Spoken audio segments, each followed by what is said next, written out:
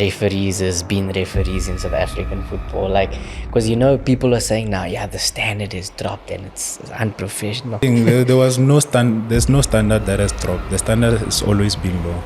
They're not professional, right?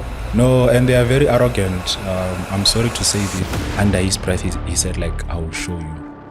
And like, for me, that was it. And you never played? Yeah, I didn't go to the AFCON.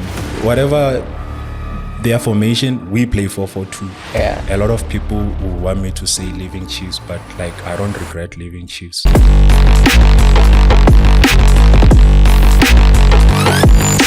Yo guys, we're back again. It's Lorenz Köhler with the Bettor Podcast, episode 4. And today we have a special guest, none other than Tefu Mashamaite. I hope I didn't butcher that. But this guy is a very special former footballer.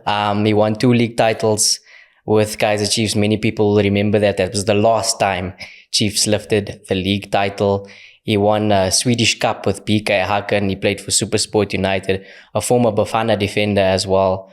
One of, the leading defenders during his time in his generation. Tefu, thank you for taking your time to join us on the Bettor Podcast. Yeah, it's a pleasure to have you here. Thank you, Lorenzo.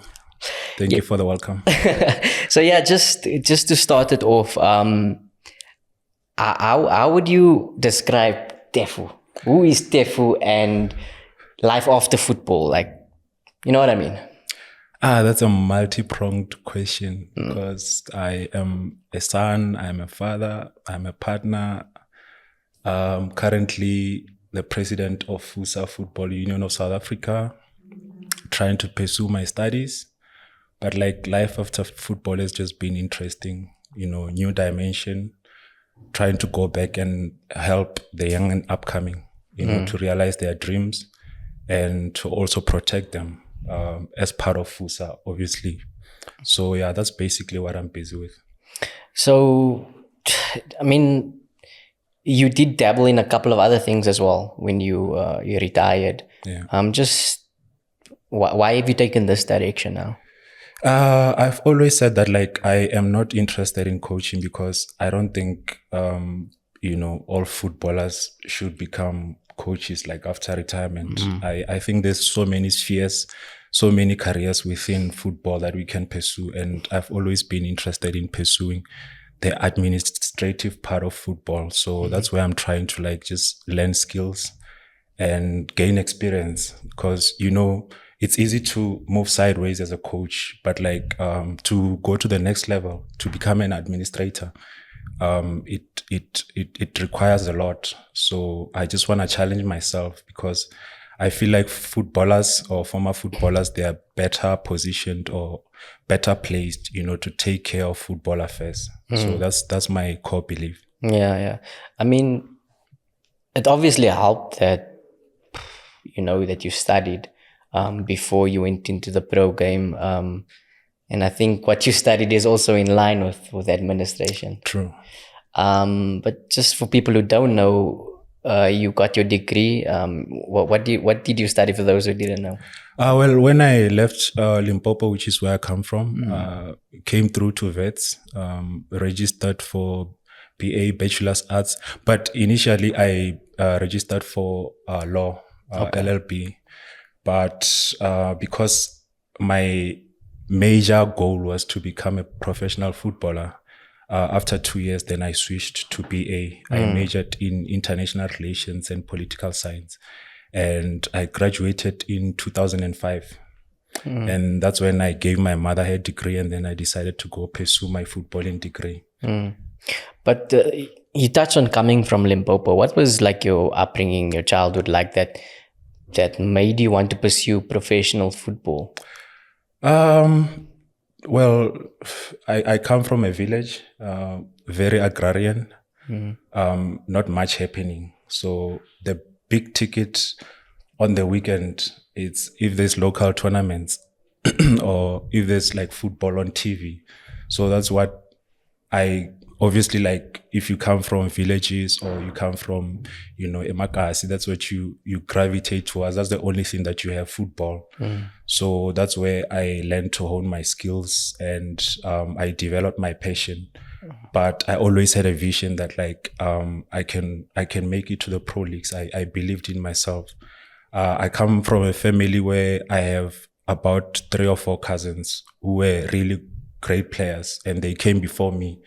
So I guess I was the one who benefited, to just take that talent to the next level. Because they were kind of like owning you because you were the youngster and whatever. True, because I think the one before me is like 5 years older than me. So also the timing and the opportunities during their time, they were very scarce. So with me, it was just about timing, being exposed to coming to study at Wits and being exposed to student team, and then West Development, and then Farouk Stars of Africa Academy. Those things, they were just lined up nicely, and I exploited every opportunity.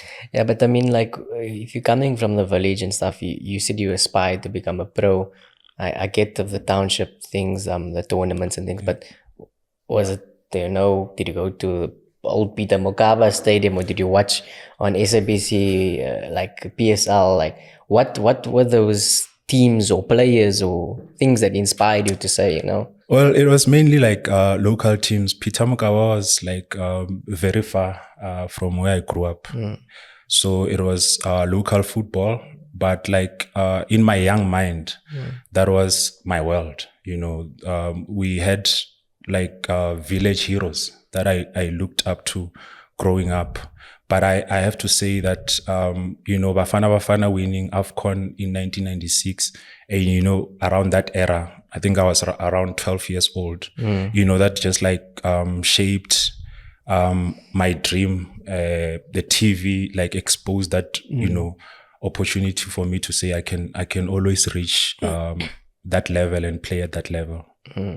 This is more general blanket statement. I mean, because you had quite a long career, but what was your highlights, and maybe if you had any regrets over your career? Well, I think captaining Wits, winning Nedbank Cup in 2010. We were the first ones to play in the new FNB Stadium. We beat Amazulu 3-0 in front of a capacity crowd just before the World Cup. Winning 2 league titles with Chiefs, one as a captain. I think going to BK Häcken and winning the Swedish Cup, the first time in their history. And right now they are a UEFA Cup, Europa Cup team now. They were in the group stages last season. And when we got there, they were a mid to lower table team. So we kind of just like elevated them. So I think those are some of the highlights that I can look back and say, you know what, the dream was worth pursuing. When it comes to regrets, regrets are just part and parcel of life. I think there's a line in Jay-Z's song, I think it's on the Reasonable Doubt album, a song called Regrets. It talks about if you're going to make it in this life, you gotta have to learn to live with regrets. Some of the regrets, I think for me, a lot of people will want me to say leaving Chiefs, but like I don't regret leaving Chiefs. I think I had achieved everything that I needed to achieve with Chiefs. And obviously I tried to stay, but we couldn't agree on certain things. So I decided to spread my wings because there was a lot of opportunities that were on the table for me. I always say one of the biggest regrets that I have about my career is not signing for New York City FC. You know how you went trial there. Yeah, I went for a trial there. The contract was put on the table, but like everything just fell off, last minute. That's when I made my way to Sweden. But like, I feel like, New York could have shaped me outside of football, like in a totally different manner. So it's one of my regrets. If I was to go back, I think I would go back and, correct that one. Another regret, I think, was being offside in the final of CAF Confederations Cup. When I was playing for SuperSport, we played against TP Mazembe. They beat us 2-1 in Lubumbashi. And then in the second leg, when we came back, we just needed to beat them 1-0, at home. And I was just marginally offside and I scored a goal. And then as I was trying to celebrate, I saw that the linesman had flagged for offside. And I always think about that, like, they always say, like, it's a game of margins. If I had just, like, adjusted myself, I could have written my name into the folklore, of, African Cup competition. Yeah. Was that time with like Sipho Mbule and Mokoena there? Was that before them? So, yeah. I remember he might have scored a Sipho scored a cracker at Lubumbashi. We actually went 1-0 down, and just before halftime, Sipho, that's when he came. I scored a 30-meter, I think, cracker at the age of 19. Yeah, in that atmosphere. I always say, like, Sipho is like one of the most talented youngsters. Well, he's no longer a youngster, but like one of the most talented in the country at the moment. I just hope that he lives to realize his true potential, his full potential. I mean, that just goes to the next thing that I want to talk about. You spoke about Super Sport, and if I'm not mistaken, David Villa was there in New York City at that time. David Villa, Frank Lampard. So you were training with those guys? Yeah, I do have like a couple of, action pictures, like training with them. Pilo was going to join us, I think, in a week or two before I left. I can understand why that's so specific. But you played in a couple of incredible teams, you won league titles and things like that. Which team was like the best? Like, where do you like really just, I enjoyed my football? You weren't even thinking about the money, nothing, you know what I mean? It's hard to pick one because like there were phases at Vets. My first season at Vets under Roger, it was Sifiso Mieni, Patrick Pungwayo, Tebogo Langerman's first season as well. Clifford Mulenga, I don't know if you still remember him. Yeah, he was also part of the team. So it was just a group of really interesting youngsters. And I just remember us having really like a great time at training with Roger, like a very easygoing coach, very advanced in his methods. I just remember that season, like I had a lot of fun, but like also why I say this is because like of the validation that I got, playing regularly. It's also your first pro team. Yes. But like, I just remember playing against teams like Ajax, against Celtics. Celtics had Sean Bartlett then, so can you imagine playing against Sean Bartlett in as much as he's in his last years, but like growing up watching him when I was 12 years old and playing against him, playing against Hans Fong, it was just one of those moments. And at Chiefs, obviously, the first time we won the league title, and then the following season we lost the title to Sundowns, and then 2014-15 when we went to reclaim it. I think those were like some of the highlights of my career. That's when I really enjoyed my football. Also, Haken, like it was just a fresh and refreshing environment. Europe, obviously, a lot of us grow up dreaming about playing there. So that realization was also one of the things that made me to enjoy my football. Just sorry to go off track, but we can. But BK, it was something that I wondered. Why leave after just one season?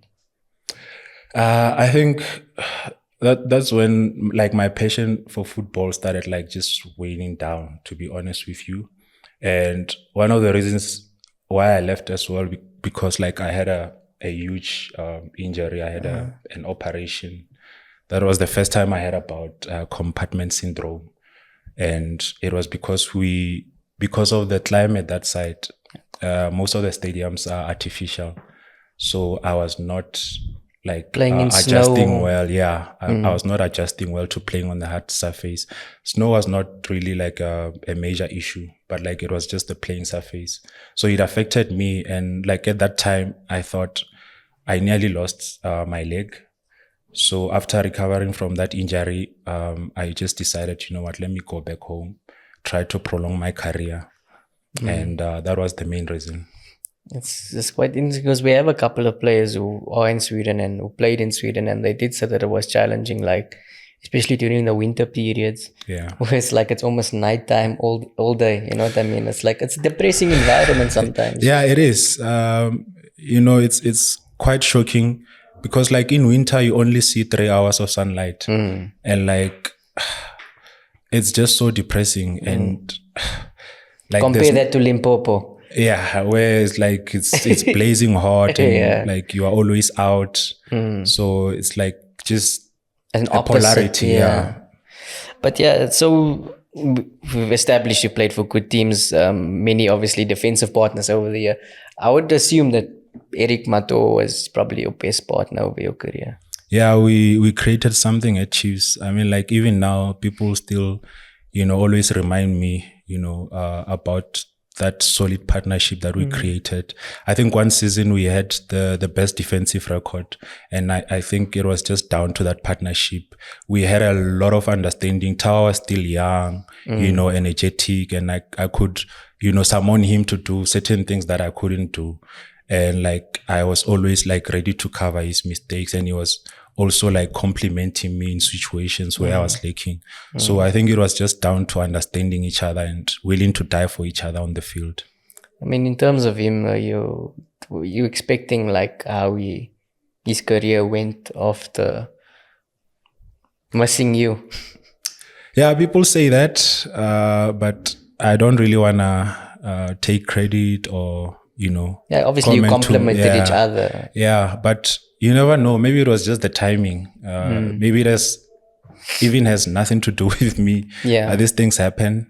But like I still respect him. I still think that like he was one of the best defenders at Chiefs. It's just unfortunate what's happening with him right now, because I still feel like he can offer 2 or 3 seasons, but like teams are not forthcoming. And it's just unfortunate. But I mean, it's the same. One could argue, I don't know your situation of back then. One could argue it's very similar to you, because many people thought you could push on for a couple of years. Yeah, that's the story of South African football, isn't it? Unfortunately, we don't really know what happens beyond the corridors. We can only control what we can control. Try to push to get something. Try to maximize your talent, but at the end of the day, it's a team sport, and it's more than what you can do. At the end of the day, you can work hard, and then coach decides that like you are not good enough to be in the first 11. So that's just how it is in life. Yeah, but going more focusing on the Chiefs, then, because I mean it was obviously a big part of your life.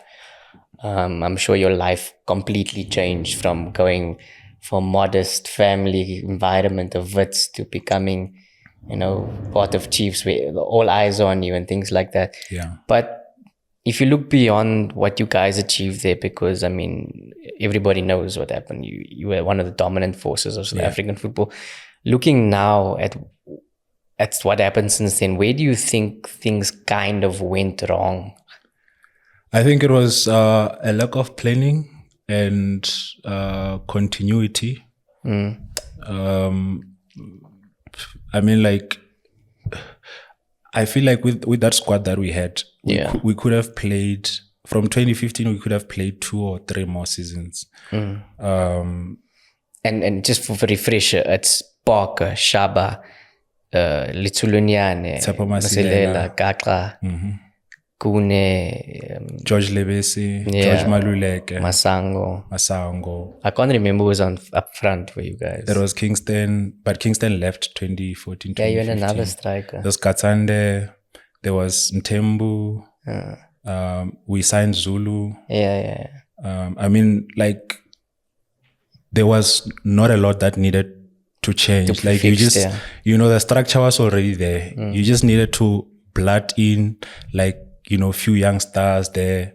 But I feel like with the changing of the coach, and then, you bring a coach and then you bring his whole players and like everything just like got derailed from there. And there was no proper plan, no proper youth system in place, to blood in, youngsters. But like, I'm happy with what they are trying to do right now. I feel like What's needed right now at Chiefs is just a bit of patience. I feel like the coach is heading in the right direction and he can bring in a lot of changes. You think they're back? Not yet. I think there's still some frailties.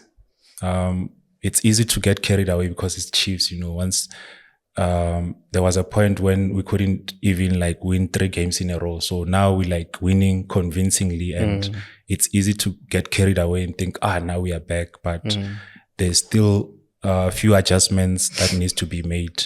You look at the game against SuperSport, in as much as like we scored 4 goals, if SuperSport takes 3 or 4 opportunities that they had in the first half, it could have been a different game. 100%. So can we reinforce our defense? Can we work on our defense? Yes, obviously, the man is a great coach. I feel like he'll make adjustment as time goes.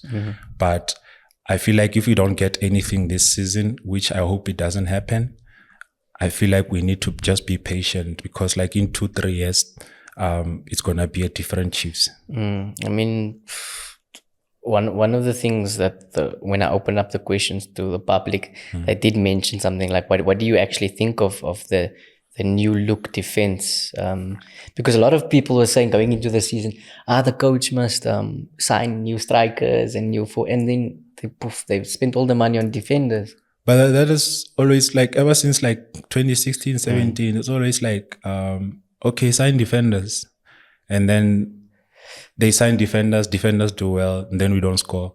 Sign strikers. It has just been like that. But I feel like with Nabi now, he's kind of like created a bit of balance. He reinforced where, it was necessary to reinforce rather than just listening. We need this, we need that. And then at the end of the day, that doesn't work. I like what he's doing with the youngsters. I think in 2-3 years time, they're going to be like on a different level. There's also another trending topic. I don't know if you've seen it a lot, but like from my perspective, I always think that referees has been referees in South African football. Like, because people are saying now, the standard is dropped and it's unprofessional. There's always this mistakes. But if I'm not mistaken, when you were playing and I was watching you play, there was also the same thing. It was the same thing. There was no there's no standard that has dropped. The standard has always been low.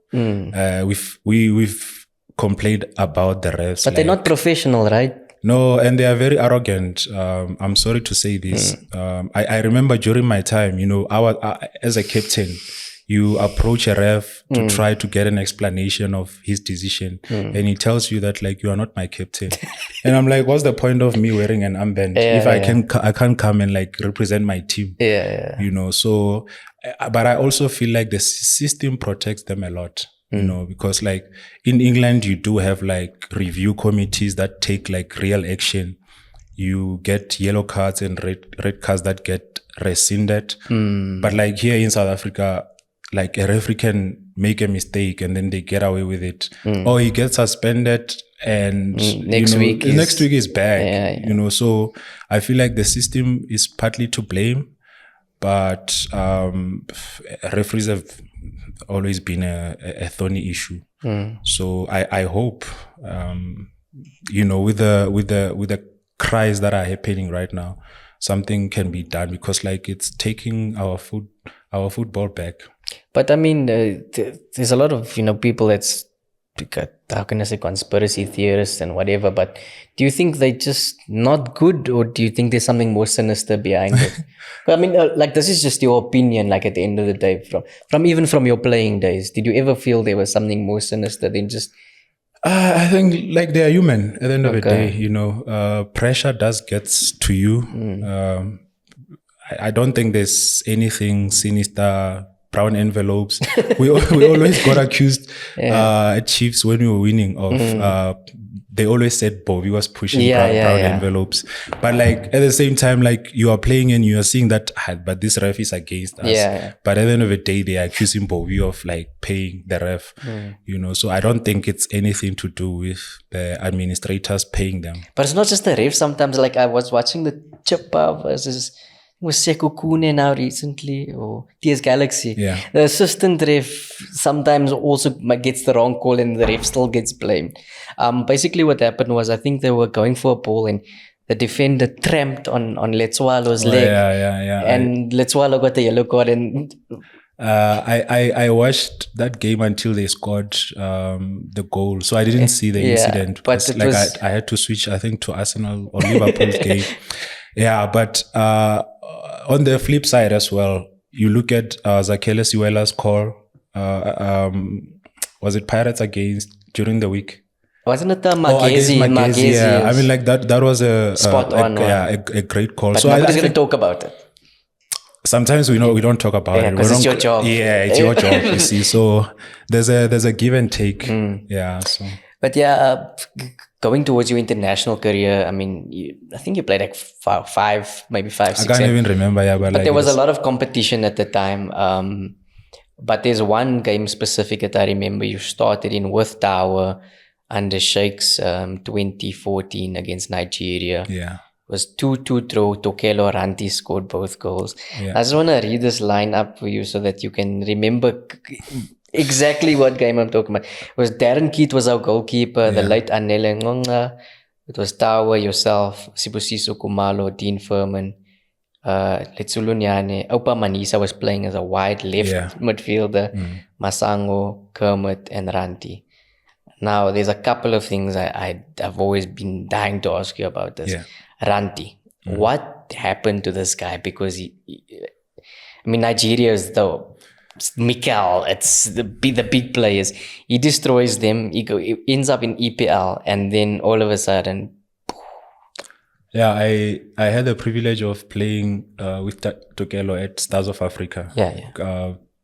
He was still young, very quiet, coming from the Free State, and one thing that I've always liked about him was like how brave he is. He doesn't care whether you're John, Obi, Mikel or whatever. I think that's what ultimately landed him in the EPL. I wish I knew. I wish we were close to be able to tell like what really happened. But like I think his career, there's so much positives to draw out of course. Playing for Pirates in the times of Benny McCarthy, when they were doing the treble, and then going to Sweden, we mustn't forget, like it's he went big club there, he actually went to. Yeah, the Champions League playing club, so I don't know what happened in the EPL, but I feel like there's a whole lot of issues outside of football that affects us as footballers. Some we may not know. But I always look at his career and like I appreciate what he has offered.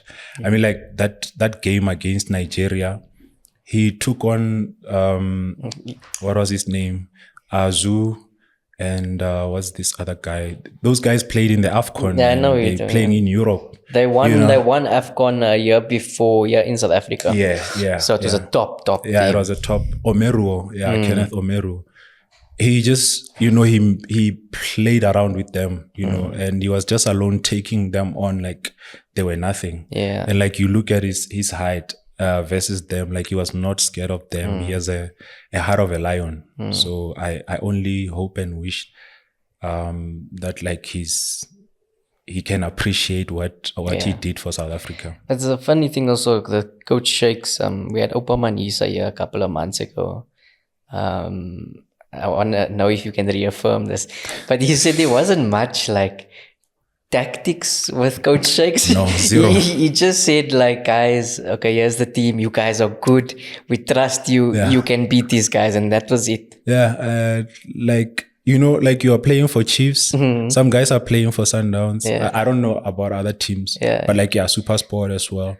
There's PowerPoint presentations of team plans, debrief. Yes. Like football is so scientific, and then you go to the national team, you're expecting, a step elevated. And then you get there and there's like bots.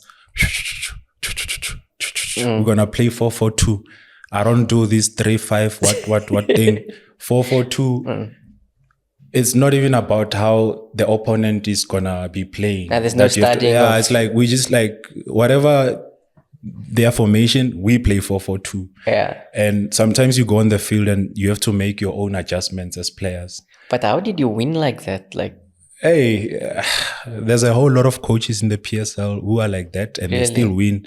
And there are advanced coaches who lose, and then you're like, football is a strange game. Yeah. And I just want to say this because like a whole lot of journalists like asked me, because I was part of, that group that qualified for AFCON under Coach Shakes, and people were asking why was I left out. And then the reason why I was left out was because I think we had just won against Congo, Brazzaville, in Pitamukaba.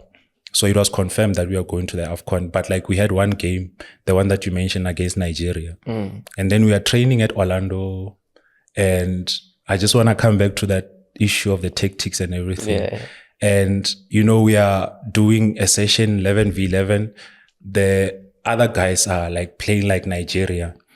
And then I think coach had like some kind of like an exchange with Andile, about tactics.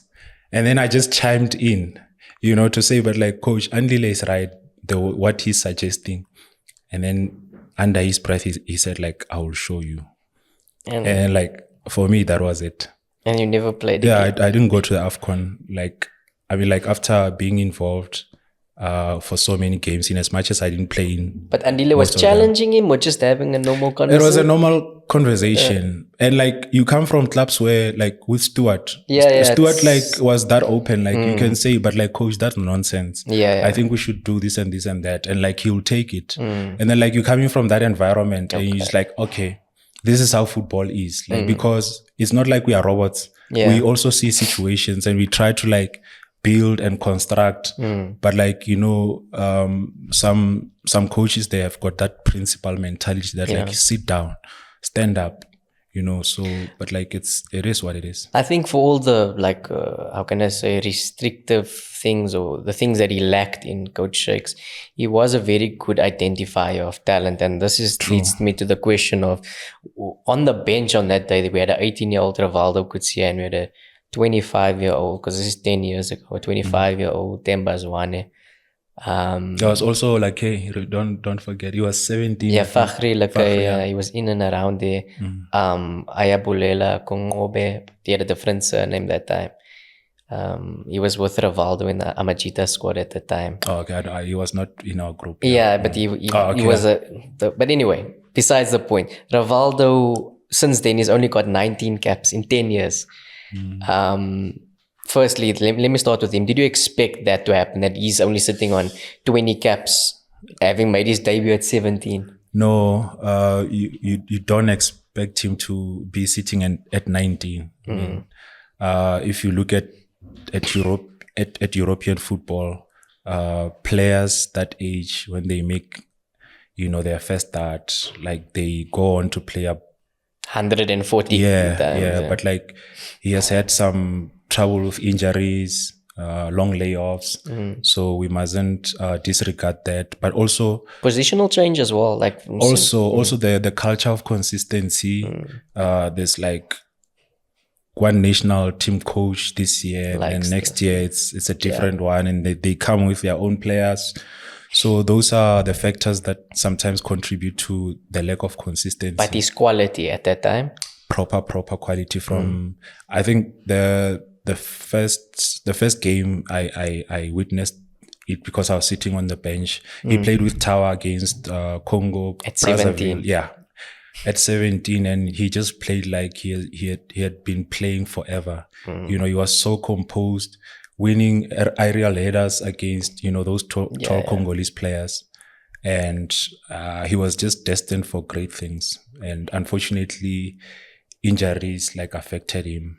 And Themba Zwane at the time, because I also spoke to Kama 2 weeks ago, and he was like, Themba was a strange one because everyone was praising me and Dolly and Castro and Percy, and Themba was like kind of like, oh, he's good, but it's just the coaches that's emphasizing how good he is, not the media or that type of thing. How good was Themba back then? And did you expect him to also have this longevity where he's now even considered as one of the greatest of the PSL. Temba is back then he was your how do they call it? Your favorite player's favorite player. Okay. So a lot of things that he used to do on the field never really got recognized. Like you're rightfully saying that like he was respected by the coaches because like he was just so efficient. Barker called him in the same bracket as Dr. Kumalo, and everyone said this guy's crazy. I think he deserves to be in that conversation. The problem with us now is like, because of nostalgia, we are so quick to reject the current crop of footballers, even if like they won Champions League. How many generations in the past like can claim to have been Champions League champions? So we are so quick to put those guys like who played in the 90s like on a certain pedestal and forget that there is this new emerging group that is just as good as them.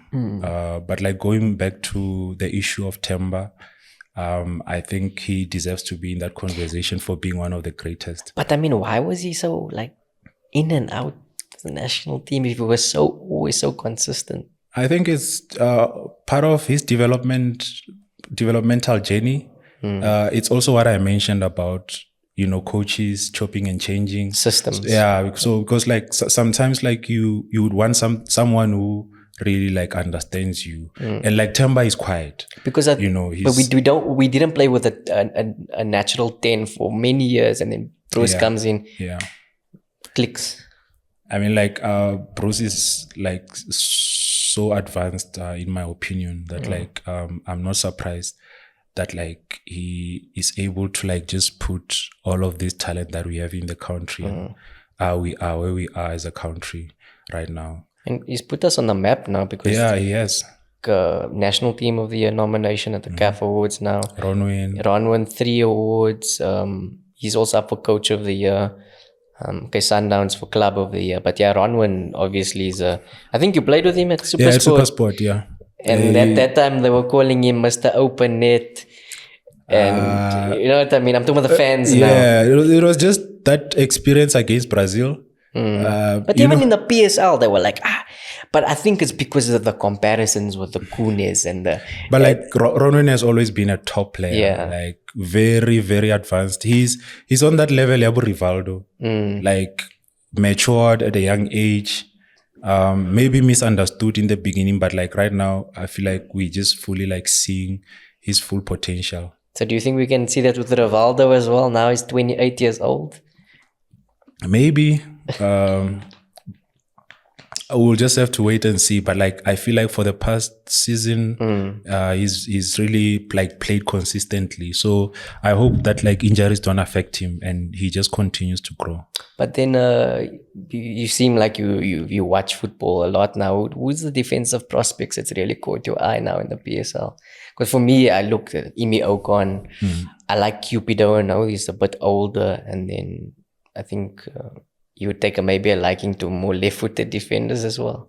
Yeah, obviously Dudley. I think he has a long way to go. Very sure-footed, very smart. He can play out, good in the air. Like a typical modern centre back. Yeah. But I also like the boy from Pirates, Sasane. Yeah, very promising. Obviously, like we were talking off air that like his main disadvantage is just his height. Yeah. But like in terms of like reading of the game, how he just came into like a big Pirate squad and just like looked so comfortable. Yeah, I think he has a long way to go. Before we end up, just couple of questions from the public. So I'm sure you've answered this before, but this guy is insisting. You won the Football of the Season, Defender of the Season, Players Player of the Season.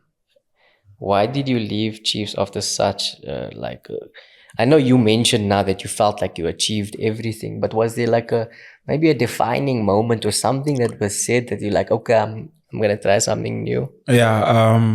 My contract was running out, and we started negotiations January 2015, and like we went back and forth, and at the end of the day, we couldn't agree on the deal that I felt like I deserved.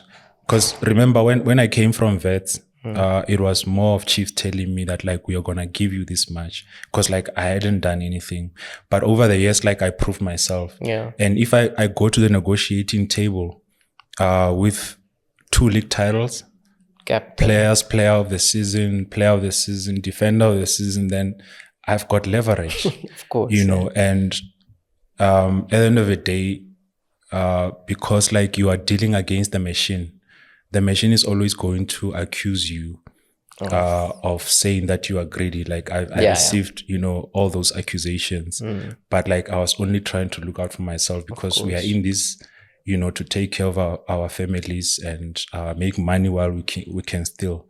So I felt like I had leverage to go on the table and say, I deserve to end this match. And like people always think that like it was just a crazy amount, but like I felt like I wanted to be in the top 10 of the Chiefs, not PSL, of the Chiefs. Yeah. So you can imagine I've played between 2012 until 2015 for 3 years. I only missed 3 games. Okay. Can you imagine the amount of games that you play in 3 years? Yeah, you were a model professional at the club. Yeah. I only missed 3 games, wasn't injured, didn't get a whole lot of suspensions. So I was at a point where I felt like I have done my part and I deserve to just take a few steps. Yeah, I mean, you can't argue against it, because when last did a defender win the footballer of the season? Probably you were the last one. Yeah, I think before me it was OJ Mabizela. Yeah, you can't argue against that. I mean, the other question... But you see now what happens is if Chiefs were the ones who said, thank you for your service. Yeah.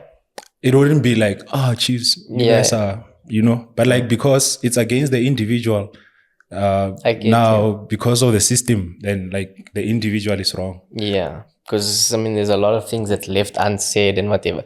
Like, it could have even happened to Kune, because he left for the same reason, and he wanted to go to Sundowns, and he came back when that didn't happen. Yeah, the unfortunate part about that as well was they made, I think it was me, Kune, and Mandla. They made us feel like we ganged up against Chiefs. Yeah, you were the villains. That was the narrative that was constructed. But like, I didn't even talk to Mandla, I didn't talk to Kune. But like at the end of the day, because like the narrative had to be created, and then they started saying that like, we are rebelling against Chiefs. And I remember we got sacked. Like, you have 2 weeks left in your contract, and then they tell you that you are sacked and you must come back and apologize. Like, for me, like it boggled my mind. I think Kama went through the same thing now, because he didn't say it in so many words, but he said it was stressful. And I kind of put 2 and 2 together of what stressful means. When you're going back to the negotiation, you were in a position of power. He wasn't. He was always injured and things like that. Probably his worst season of his career. So, but at least with him, he came from Sundowns and he got a big. I'm talking about when he left paycheck. Now. When he left now. I'm saying at least he benefited, because I came from Vets. I had to prove myself. He had already proven himself at Sundowns. So I think when you're coming from Sundowns and they are getting you, yeah. Fully. The last question this guy wants to know: football is a high pressure environment with many distractions, especially in the social media. How did you manage to study, travel with the team, go to training, and be one of the most exemplary figures in our local football? I think when I played for Chiefs, went overseas, came back, like social media was not as crazy as it is right now. Yeah. But also I haven't been that kind of a person who's like, engage, on Twitter or Instagram and stuff. Like I compartmentalize. Like I just like shift myself from situations that I feel like are going to be destructive, towards my progress. So I think that's what helped me, because like you have to lock in, like you can play a very good game, but like 2 people still feel like, you played Yeah. So you can't afford to give those people like energy. Yeah. It's all about you. As long as like you have a good circle, a good team around you, that gives you a positive feedback. I always like listen to my teammates whenever I play. Like I listen to my teammates and I check their energy to get a feedback about like how I played. But after a bad game, you're gonna come online on Sunday or Monday, and people are gonna be calling you a cow on the websites. It used to happen a lot with on kickoff. Yeah. Like we were just joking about it earlier on. I used to be called Mashamaite. So, but it's one of those things that you just like laugh at, because like sometimes even in the stadium when you play, like you go closer to the line and like insults are being held Your at own you. fans. Yeah, your own fans. And like Chiefs fans are notorious for booing their own players. Yeah. So they're doing it now with Chiva. yeah, I mean, like, is it necessary? But like, it's. But part of that South actually African makes me think, cultural- do you have any advice for him? Because you played with Nkata then, and you went through the same thing, you end up winning the league. Do you have any advice for Anga? Just like log in, mind, your own progress. You are doing well. The coach is fully behind you. Yeah. Your teammates are fully behind you. So anything else, like, you just ignore. You are scoring. Last season you were not scoring. Yeah. This season you are scoring. So take a bit of positivity from that, and like these are the very same people who will be cheering you, by the way. So whatever they say right now doesn't really matter, because tomorrow they'll be cheering for you. It's a very, very weird space. But I think I'm gonna end of the day, I'm like, I've been so grateful to tap into your fountain of knowledge. Very insightful conversation, and I'm sure the viewers as well learned a lot from everything that you've experienced, because it's actually very inspiring from where you come from and what you've achieved. So I just want to say thank you for coming through. I hope you also enjoyed it as well. I did. Thanks a lot for the invite, and I hope the viewers out there will really enjoy our conversation. Thank you. So yeah, guys, that's it. Episode 4 of the Bettor Pod. Until next time, don't forget to like, share, and subscribe.